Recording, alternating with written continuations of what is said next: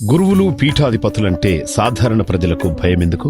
నేటి కాలంలో చాలామందికి ఈ గురువులు, పీఠాధిపతులు అనగా ఒక భయం ఏర్పడే విధంగా చాలామంది చెప్తున్నారు.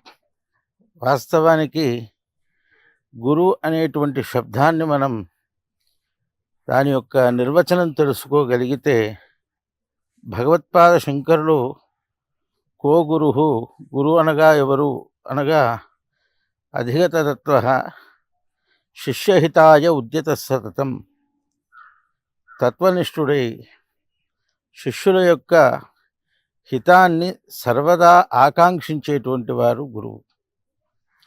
అట్టివారి సన్నిధికి మనం ఆశ్రయించాలంటే దానికి ఎవ్విధమైనటువంటి భయము కానీ ఇతరమైనటువంటి ఆలోచనలు కానీ మనకు అక్కర్లేదు.